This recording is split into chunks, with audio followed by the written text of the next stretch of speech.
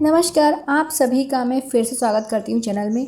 आखिर क्यों इन 5 पौधों को शुभ कहा गया है और क्यों इन्हें घर में लगाना चाहिए? क्या है आखिर इनका रिश्ता नाता हमारे से कि हम इसे घर पे लगाएं, अपने गार्डन में या अपने बगीचे में? तो देखते रहिए, और देखा है पहली बार तो ज़रूर सब्सक्राइब कीजिए चैनल को और साथ में इस वीडियो को ज़रूर लाइक कीजिएगा। इस वीडियो में मैं आपको बता रही हूँ 5 ऐसे पौधे जो अपने घर में ज़रूरी होना चाहिए। किस मायने से या फिर किस एंगल से वो पौधे ज़रूरी होना चाहिए उनका घर में होना। ये पौधे लगाने में ना आपको ज़्यादा समय लगेगा, ना ही पानी लगेगा, ना ही किसी भी प्रकार की कोई खाद लगेगी। कोई ज़्यादा आपको देख रेख की ज़रूरत नहीं है। बस अगर 5 पौधे होते ना तो घर में ना ही किसी प्रकार की बीमारी हो सकती, ना बुखार आ सकता है, ना ही स्किन की प्रॉब्लम हो सकती है और ना ही प्योर ऑक्सीजन की कमी हो सकती है। और आप इन्हीं पौधों को शुभ भी कह सकते हैं, क्योंकि पौधों को शुभ हम तभी कहते हैं जब उस पौधे में से एक अमृतत्व निकलता है, और अमृत का मतलब तो हम सब जानते ही हैं। तो यदि ये 5 पौधे होंगे घर में तो एक प्रकार से हम इसे एक अच्छी से भाषा में कहेंगे कि शुभ होते हैं अपने घर में लगे हुए होना, और इनसे ही हमारी हेल्थ का नाता रिश्ता जुड़ा हुआ रहता है। यदि ये 5 पौधे हैं तो हमारी हेल्थ भी बड़ी अच्छी रहेगी, सेहत एकदम मस्त रहेगी। तो पहला पौधा होता है तुलसी का। ये सभी को पता है, इसमें कोई सी नई बात नहीं। पर तुलसी को किस जगह रखना चाहिए? तो तुलसी को कभी भी ऐसी जगह बिल्कुल मत रखना कि जहाँ आप सुबह से अपना जो मेन गेट होता है, जहाँ से हम घर से बाहर जाते हैं, उस गेट के बाहर अगर यदि आप तुलसी को ना देखो तो ऐसी जगह तुलसी बिल्कुल मत रखना। मेरा कहने का मतलब ये हुआ कि तुलसी को हमें ऐसी जगह रखना है कि जहाँ हम जैसे बाहर से अगर हम अंदर आते हैं अपने घर में, और या फिर हम घर से बाहर जाते हैं, तो हमें दोनों समय वो तुलसी का पौधा दिखना चाहिए। आपने ट्रेडिशनली भी देखा होगा कितने सारे ऐसे प्रोग्राम्स आते हैं कि आंगन बना रहता है और बीच में तुलसी का पौधा लगा रहता है, और उसके लिए एक अच्छा सा चौखट सा बनाते हैं, तुलसी कोट बनाते हैं और उसमें तुलसी लगाते हैं, ताकि हम उसकी पूजा भी आराम से कर सकें और तुलसी के अच्छे से देखभाल कर सकें, और उसी की फ्रेगरेंस हमारे घर में भी आए, और जब भी हम घर से बाहर जाएं तो उसको हम देख के जाएं, मतलब एक प्रकार से उसका दर्शन करें। वो इसीलिए कि जब भी हम घर से बाहर जाए तो तुलसी लेके जाना चाहिए, तुलसी की पत्ती खाना चाहिए, और जैसे ही हम घर पे आते हैं तो तुलसी की फ्रेगरेंस हमारे फेस पे लगना चाहिए, हमारे अंदर जाना चाहिए उसकी ऑक्सीजन। तो ये काफ़ी ज़्यादा अच्छी होती है हमारी सेहत के लिए। सेकंड पौधा आता है पुदीना, जो कि ठंडी तासीर का होता है, और पुदीने से हमारी डाइजेशन रहता है परफेक्ट। यदि डाइजेशन ही ख़राब रहेगा तो हमें किसी भी प्रकार की प्रॉब्लम हो सकती, बीमारी हो सकती, क्योंकि डाइजेशन सिस्टम परफेक्ट होना काफ़ी ज़्यादा इंपॉर्टेंट होता है किसी हेल्दी लाइफस्टाइल में। तो पुदीने का पौधा होना काफ़ी ज़्यादा ज़रूरी है।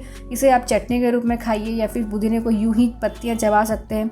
पुदीने की पत्तियाँ से एसिडिटी की प्रॉब्लम 0% हो जाती। यदि पुदीना की पत्ती अगर हम खाते, पिंपल्स के मार्क या पिंपल भी ठीक हो जाती है, और ये ठंडी तासीर की होती है पुदीना की पत्तियाँ। और ख़ास तौर पे हम गर्मी में इसकी चटनी बनाते हैं, क्योंकि हमें ठंडक देती है, और इसकी फ्रेगरेंस और इसकी ऑक्सीजन काफ़ी ज़्यादा अच्छी होती है हमारी सेहत के लिए। तीसरा पौधा आता है एलोवेरा, जिसे हम क्वारपाठा या फिर हम इसे घृत कुमारी भी कहते हैं। एलोवेरा तो हम जानते ही हैं कि हमारी स्किन के लिए कितना ज़्यादा अच्छा है। देखिए, एलोवेरा तो यदि हम स्किन पे लगाते हैं तो बहुत अच्छा बेनिफिट मिलता है, पर यदि हम एलोवेरा का पल्प, मतलब घृत कुमारी का पल्प यदि हम सुबह से कंज्यूम करते हैं तो हमारी इंटरनल जितनी भी इन्फेक्शन है या फिर ब्लड इम्प्योर हो रखा है जिसकी वजह से हमें पिंपल्स हो रही है, तो वो ठीक कर देता है एलोवेरा का पल्प या फिर एलोवेरा का जूस।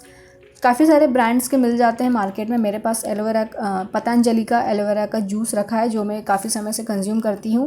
और एलोवेरा को यदि हम किसी गमले में लगाते हैं तो बहुत जल्दी फैल जाता है, और यदि हम ज़मीन पे लगाएंगे तो काफ़ी ज़्यादा तरीके से फैलता है। इसमें एलोवेरा में ना पानी की ज़रूरत पड़ती, ना ही किसी प्रकार की खाद की ज़रूरत पड़ती, ना किसी प्रकार का फर्टिलाइज़र।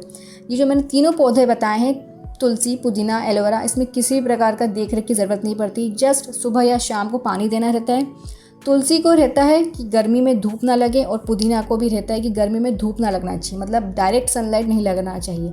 ऐसा देखा जाए तो गर्मी के मौसम में तो सभी पौधों को डायरेक्ट सनलाइट से दूरी रखा जाता है, ताकि उनकी पत्तियां मुरझाएं नहीं, और उनके जो मिट्टी में जो पानी रहता है, मॉइस्चर रहता है, वो कम ना होए। अब चौथा पौधा आता है जिसे हम शुभ या अमृत कह सकते हैं, जो कि अमृत की उपाधि मिली हुई है, वो होता है गिलोय। गिलोय जो बड़ी से बड़े बुखार कितना भी डेंजर फीवर क्यों ना हो, फिर चाहे इम्यूनिटी वीक क्यों ना हो, फिर चाहे वो स्किन की प्रॉब्लम हो या फिर हेल्थ इशू, किसी भी प्रकार का हेल्थ इशू हो, गिलोय ठीक कर देती है।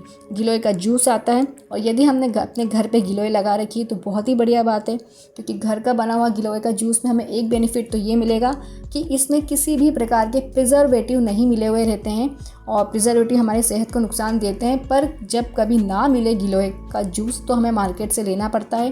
तो गिलोय हमेशा अपने घर में होना चाहिए, और इसकी जो बेल है काफ़ी ज़्यादा फैलती है। यदि आपके घर में काफ़ी बड़ा आंगन है तो आराम से आप गिलोय की बेल लगा सकते हैं और इसे कड़वे नीम के पेड़ पे चढ़ा सकते हैं। तो इसका जो बेनिफिट होता है जो कि 2 गुना बढ़ जाता है। तो इसीलिए गिलोय का बेनिफिट हमें अगर 2 गुना ज़्यादा चाहिए तो हमेशा इसकी बेल है उसको हमेशा कड़वे नीम की पेड़ पे चढ़ा देना चाहिए। तो गिलोय का बेनिफिट हमें बहुत अच्छा मिलता है, और इसकी तासीर थोड़ी सी गर्म होती है, तो हमें इससे हमेशा पानी में मिला के इसका जूस लेना चाहिए। तो ये काफ़ी अच्छा होता है। तो गिलोय का पौधा हमारे घर में ज़रूर होना चाहिए। अब लास्ट होता है जो कि साधारण नहीं है, वो है पान। पान तो आपने बनारस का काफ़ी सुना ही होगा, पान बनारस का। तो पर एक बात बता दूँ, पान बनारस का हो या अपने घर का हो, पान तो पान होता है, उसकी क्वालिटी कभी कम नहीं हो सकती है। बस क्वालिटी जब ही कम होगी जब हम उसमें किसी प्रकार का केमिकल लगा के उसे हम खाते हैं। जैसे मार्केट में जो मिलते हैं ना फैंसी पान, वो उससे पान के जो गुण हैं वो 0% हो जाते हैं। तो यदि हमें पान का बेनिफिट चाहिए तो उसे हमें प्योर पत्ती, उसका जो पत्ता रहता है पान का, वही कंज्यूम करना चाहिए। और पान का पत्ता चबाने से हमारे दांत मसूड़े अच्छे होते हैं, माउथ फ्रेशनर का काम करता है। तो इसीलिए हम खाना खाने के बाद पान और सौंफ खाते हैं कि इससे बैक्टीरिया हो या फिर बैड स्मेल की प्रॉब्लम होती है वो सारी ठीक हो जाती है। तो पान हमेशा प्लेन खाना चाहिए विदाउट एनी केमिकल। तो पान के बेनिफिट्स मिलते हैं। और आपको एक बात बता दूं कि जो पान और तुलसी है इसे हम पूजा पाठ में यूज़ करते हैं। यदि हम इन दोनों को देखा जाए कि इसे पूजा में क्यों यूज़ करते हैं, कि जब भी हम इन दोनों को देखते हैं या फिर इनकी फ्रेग्रेंस लेते हैं तो इससे हमारे अंदर गुड वाइब्स आती है, पॉजिटिव होता है, हमारे अंदर पॉजिटिविटी आती है, और इसी फ्रेग्रेंस लेने से काफ़ी अच्छा सा फील होता है। तो इसीलिए तुलसी को हमेशा पूजा में ही उपयोग करते हैं, और पान को भी उपयोग करते हैं। कलश बनाते हैं तो उसमें पान के पत्ते का उपयोग करते हैं। तो इसीलिए कुछ ऐसे पौधे होते हैं जो हम पूजा पाठ में इनमें काफ़ी ज़्यादा उपयोग करते हैं। तो वो उनका रीज़न यही होता है, कहीं ना कहीं वो हमारे से जुड़े हुए रहते हैं, हमारे से उनका गहरा रिश्ता नाता रहता है हमारी सेहत से। तो हमेशा ये 5 पौधे अपने घर में ज़रूर लगना चाहिए, और ये पाँचों पौधे आराम से एक गमले में लग जाएंगे। पर यदि हम इन 5 को सीमेंट के गमले या फिर मिट्टी के गमले में लगाएंगे तो इनके गुण हमें प्योर मिलेंगे। यदि हम प्लास्टिक में लगाएंगे तो प्लास्टिक के थोड़ा सा अवगुण आ जाता है, पर जब तक ना हो तो बेहतर यही है कि प्लास्टिक में ही लगा लेना चाहिए। पर कुछ पौधे हैं जैसे तुलसी, पुदीना, गिलोय, पान, इन्हें मैंने सीमेंट के गमले में लगा रखे हैं। सीमेंट का थोड़ा सा सॉलिड होता है। तो यदि आपको ये जानकारी पसंद आई है तो ज़रूर लाइक कीजिए, और इसके बारे में आपके क्या विचार है तो कमेंट्स में ज़रूर बताइएगा। और आपने देखा इस चैनल को पहली बार तो ज़रूर सब्सक्राइब कीजिए, और साथ में कीजिए बेल आइकन को क्लिक, ताकि आपको लेटेस्ट वीडियो की नोटिफिकेशन मिल सके समय पे। और इस वीडियो को लास्ट तक सुनने के लिए आप सभी व्यूअर्स का बहुत बहुत धन्यवाद।